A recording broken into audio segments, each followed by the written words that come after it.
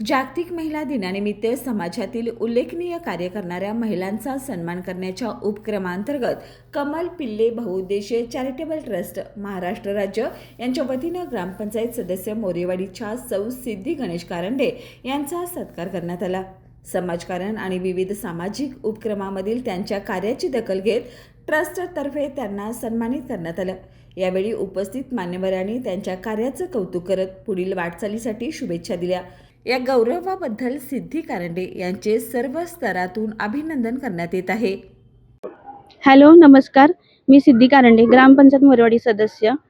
8 मार्च हा जागतिक महिला दिन हा उत्सव सर्वत्र साजरा केला जातो, पण हा उत्सव एका दिवसाकरता नसून त्यांचा महिलांचा सन्मान म्हणायला काही हरकत नाही, पण तो सन्मान रोजच व्हायला पाहिजे।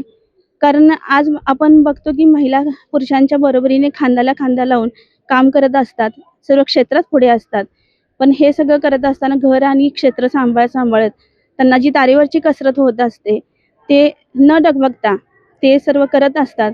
तर मला ह्यातून असं वाटतं की महिलांचा सन्मान रोजच व्हायला पाहिजे।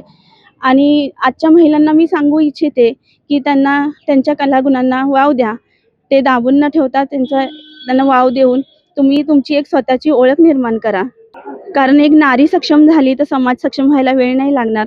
म्हणूनच महिलांचा सन्मान रोज व्हायला पाहिजे। आणि मला ह्या तारा न्यूज माध्यमातून सर्व महिलांना जागतिक दिनानिमित्त शुभेच्छा।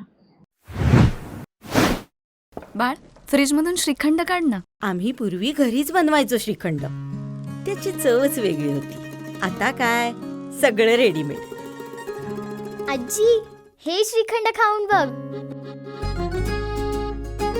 आज तुझ्या आईनं घरीच बनवलं की काय?